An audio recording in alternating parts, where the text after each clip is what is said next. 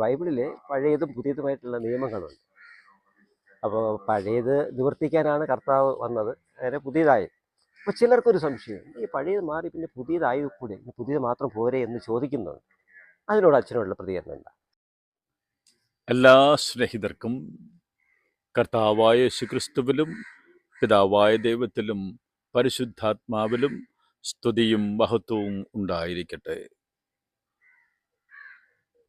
ഈ ചോദ്യം എന്നെ ചെറുതായിട്ടെങ്കിലും ചിരിപ്പിക്കുന്ന, ചിന്തിപ്പിക്കുന്ന ചോദ്യമാണ്.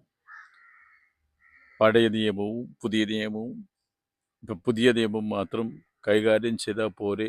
പഴയ നിയമം കർത്താവായ യേശു പറഞ്ഞൊരു വചനമാണ് എൻ്റെ മനസ്സിലേക്ക് ആദ്യമേ കടന്നു വന്നത്.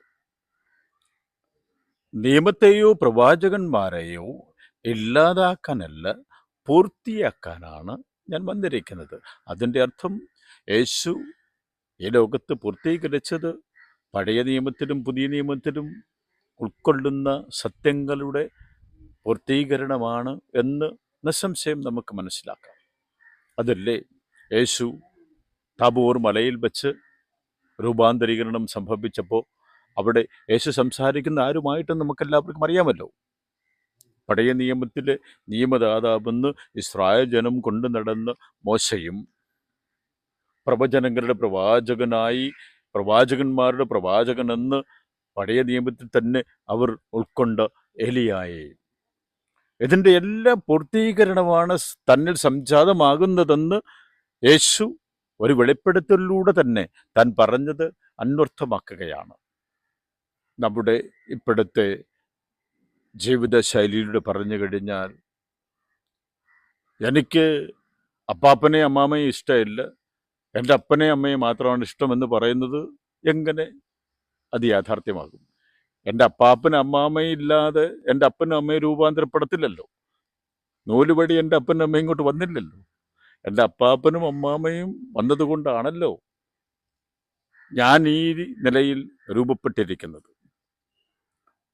അതുകൊണ്ട് എൻ്റെ സഭയുടെ പാരമ്പര്യവും എൻ്റെ സഭയുടെ പഴയ ജീവിത ശൈലികളും എൻ്റെ പഴയ നിയമത്തിലെ പഠനങ്ങളുമെല്ലാം എന്നെ ഇന്നത്തെ ആധുനിക ലോകത്തിലേക്ക് സ്വാധീനിക്കുന്ന വലിയ യാഥാർത്ഥ്യം തന്നെയാണ്. അത് കളഞ്ഞിട്ടെനിക്ക് നിലനിൽപ്പില്ലല്ലോ.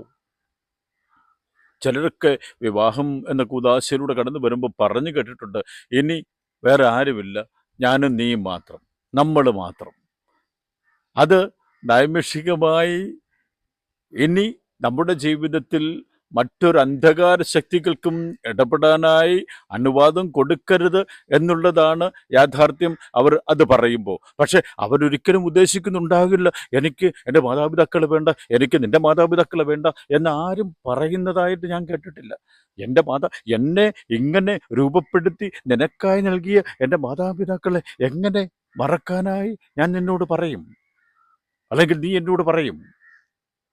തീർച്ചയായും എൻ്റെ ജീവിതത്തിൽ പഴയ നിയമം മനസ്സിലാക്കാനായി ഞാൻ ശ്രമിച്ചില്ലെങ്കിൽ പുതിയ നിയമത്തിൽ എനിക്കൊരു പിടിയും കിട്ടത്തില്ല.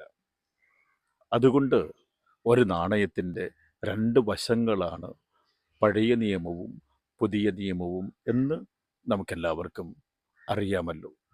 ഒരിക്കലും നമ്മുടെ ജീവിതത്തിൽ എനിക്ക് ഇപ്പോഴുള്ളത് മതി, പഴയതൊന്നും എനിക്ക് വേണ്ട എന്ന് പറഞ്ഞുകൊണ്ട് വസ്ത്രങ്ങൾ പോലും നാം ഉപയോഗിക്കാറില്ലല്ലോ.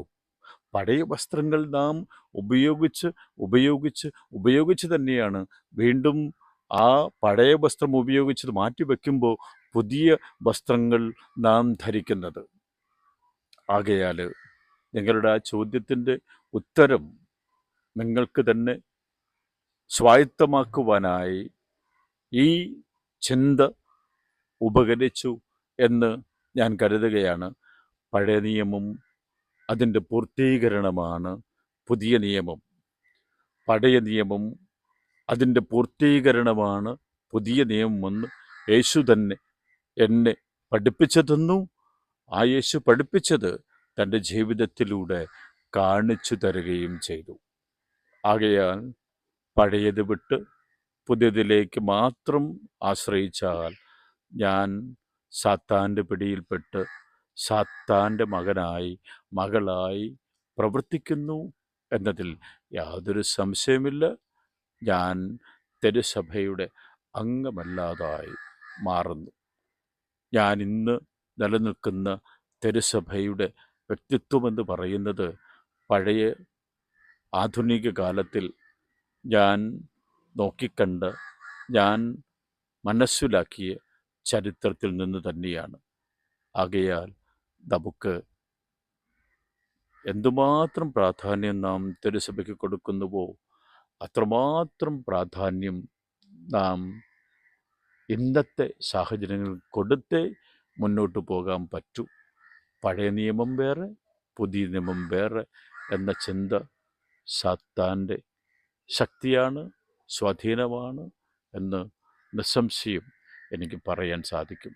ഞാനിന്നായിരിക്കുന്ന ഈ നിലനിൽപ്പ് എൻ്റെ പൂർവികരെ ഓർത്തുകൊണ്ട് പൂർവികരുടെ പ്രവർത്തനത്തിൻ്റെ ഫലമാണ് ഞാനിന്ന് അനുഭവിക്കുന്നത്. നമുക്കെല്ലാവർക്കും അറിയാമല്ലോ, ഒരു കുടുംബത്തിലേക്ക് കടന്നു പോകുമ്പോൾ ഒന്നും മക്കൾ സ്വന്തമായിട്ട് രൂപപ്പെടുത്തുന്നതല്ല, അവരുടെ പൂർവികർ നൽകിയതാണ്.